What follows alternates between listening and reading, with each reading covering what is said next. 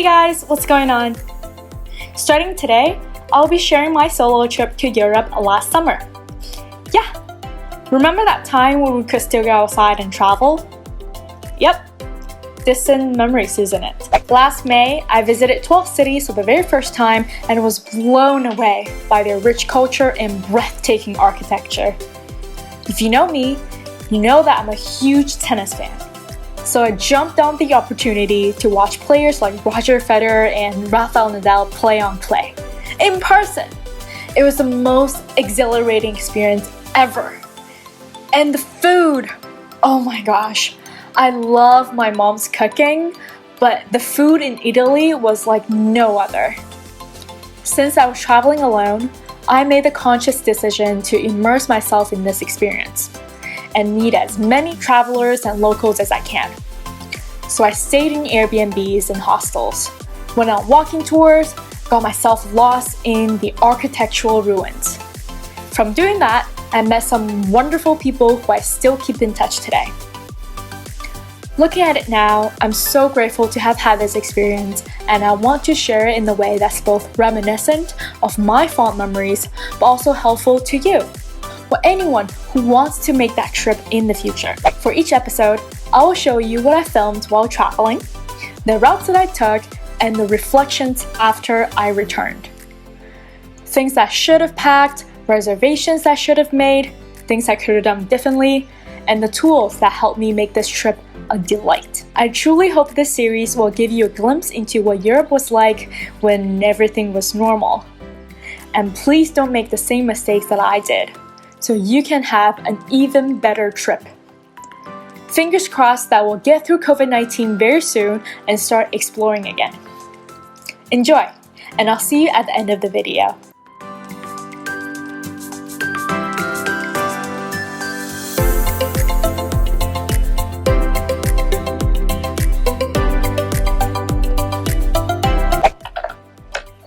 Hello! Wow. So this is my new camera, Canon G7X. I'm using it for the very first time. I am trying to pack for a month in Europe. Oh my god, it's so messy. I am staying there for, I want to say 27 days. 6 of them are for work, so I need to wear work clothes, I think. I don't know what the dress code there is, but I'll just be on the conservative side and wear whatever I wear to work here. And then for the other days, you know, just walking around, just wear whatever tourists wear. Since it's May, beginning of May, I checked the weather. It's around 19 to 23 degrees Celsius, not Fahrenheit, because I'm Canadian. I mostly packed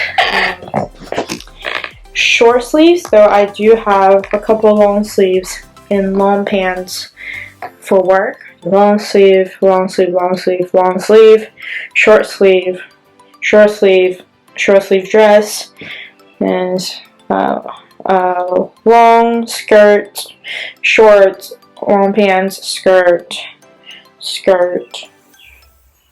Yeah. So I think this is enough. I'm wearing the shoes that I'll be wearing, hopefully tomorrow. I gotta bring tennis clothes. What I'm going to wear when I go watch tennis in Rome and also in Paris. So let me get that. I think it's there somewhere. Newest edition, I have this from One Fruit Productions because May is a month when we celebrate the Asian heritage, so then they made a short about yappies, and this was inspired by that short. A dry fit Nike tennis shirt, ta-da! Of course, branded by Roger Federer. And then lastly, another shirt. This is from Stussy, and it has Seattle on it. I'm gonna bring this as well. So, yeah. This is all this. I think this is still too much. Way too much. So, I might have to cut down a little bit more. Alright. Whoop.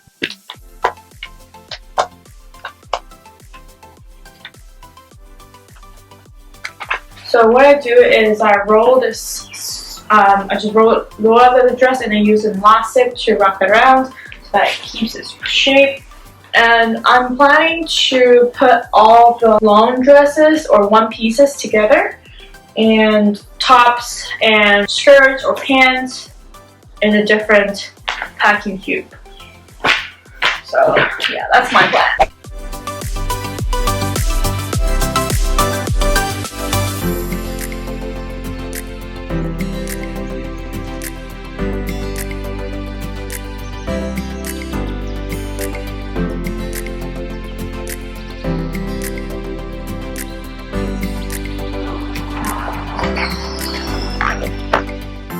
Thank you so much.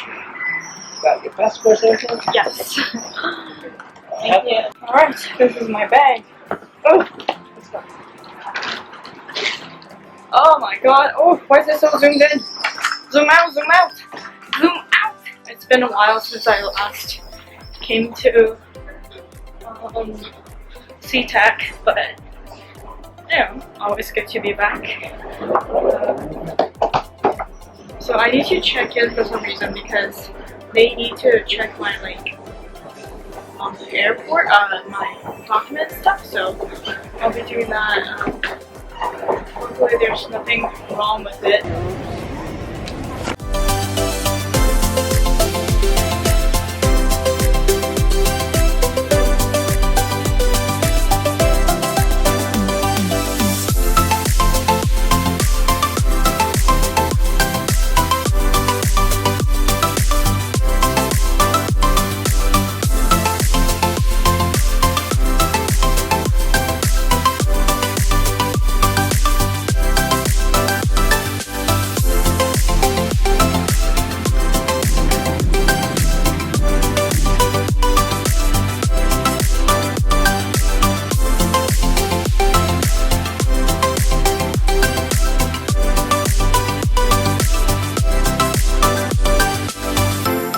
Reflection time! There's a lot of things that I learned just in packing for this trip, and I'll talk about the major ones in this episode. How to plan where you go, things you need to buy in advance, packing, and preparing yourself for this month-long journey. Planning. How did I decide which countries and cities to visit? Because I wanted to go on an extended trip for my birthday, and tennis is one of my biggest passions. So I looked up the dates and location for the tournaments, the Italian Open and the Roland Garros or French Open, and planned the trip around that.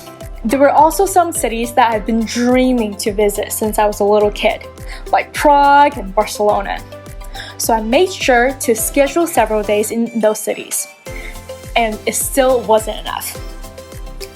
After I decided the beginning and the end of my trip and had a rough idea on where I wanted to go in between, I looked at those different modes of transportation between those cities, and turns out the countries are quite close to each other in Europe. There are many options for budget flights, trains, and buses. So when I left Seattle, I only booked transportation and accommodation for the first third of my trip, and just booked the rest as I went on. It's nice to give yourself some flexibility, but that's not to say that you can wing it the whole way. I've made that mistake at some cities, which costed me a lot of money and time. So I can't emphasize enough to do research on the availability of tickets and reservations, so you can have a rough idea on how to get from point A to point B, where the better hotels and hostels are, and how much do they charge normally. Booking early will almost certainly save you money, but if you're like me and want to have the flexibility to stay a few extra days or add another stop, then you should schedule a few days as buffer, or book accommodation that has a flexible cancellation policy. Buy the stuff you need early. Things that you need to legally travel and pay for things like passport, visas, and credit cards.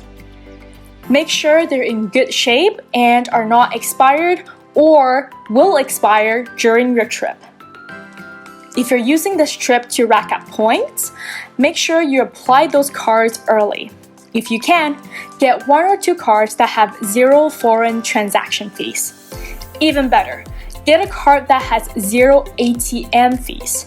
So you can take out cash at any ATM in the world without paying $5 every time. I learned this tip late, and my Charles Schwab credit card came in the day before my flight. So get your things in order early. Bonus tip, before you travel with those credit cards, tell your bank that you will be traveling to whatever your destinations are and when, so they don't report those transactions as suspicious and lock your card. That's the last thing you need when trying to pay for a ticket at the airport. You can set up these travel notices by calling your bank, go to your security settings on their website, or my preferred method is to download the bank's app and add my trips there. Super easy, and it will save you a lot of headache. Now, packing. In total, I had 2 bags. One Samsonite 22-inch suitcase and a 13-inch laptop backpack. And I fitted all my clothes, shoes, camera equipment, laptop, and the souvenirs that I got in those 2 bags. Yep, the takeaway here is to pack light, extremely light. As you saw earlier, I had about 10 outfits and 2 pairs of shoes. And there were 2 outfits that I never wore. So trust me when I tell you, those were still way too much. And I only regret not bringing 2 things. A rain jacket and a backup tripod because I broke mine. Preparing yourself. This is probably unnecessary for some, but because this was my birthday trip, I wanted to look good and feel good. So I went on a healthy diet and exercised more than I would have because I knew I'd be eating like a tourist for the next month and I won't have access to gym equipment. By doing that, I prepare myself physically and mentally to embrace this change so that I won't feel guilty about eating gelatos 5 times a day. I also shop for dresses and shoes that look good, easy to put on, light, and suitable for walking long hours. Then I went to the salon and pampered myself. I had my nails done, lashes done, and hair done. Things that are low maintenance, so that the salon look would stay for the entire trip. To my surprise, it actually did. Since I was always on the run in the morning to either catch a plane or start exploring early, I had 0 time for makeup. Turns out, I didn't need much because those lashes looked gorgeous. I put on sunscreen, filled in my brows, some lipstick, and I was ready to go. It also saved time to remove those makeup at the end of the day. Plus, they look great in photos, trust me. So I highly recommend getting lash extensions. But for nails though, not so much. I had a ton of stuff in my hands all the time, like my big DSLR, my point and shoot, my phone, the map, a ticket, and an ice cream cone that's melting. A lot was going on. And I didn't have any help, so they got in the way of me picking things up and grabbing things. If you had long nails and tried to pick up a coin or button a shirt, you know what I mean. Do take the effort to make your nails look good, but keep them shorter than what I had. So that's it for this episode. I'm so excited to have finally shared this with you. There's a lot of moving parts and I'm too much of a perfectionist. I was waiting for the stars to align and now it's a year later. Now it's out, so you can see it. It's removed from my SD card so I can move on with my life. Comment down below on what tips you have for packing and planning a month-long trip. If you'd like to see more, please subscribe to my channel, click on the bell for future updates, and share the video with your friends. I'll see you in the next one. Bye! How does this look? Oh my god. La, do you see my nice background? La, I don't know what to do.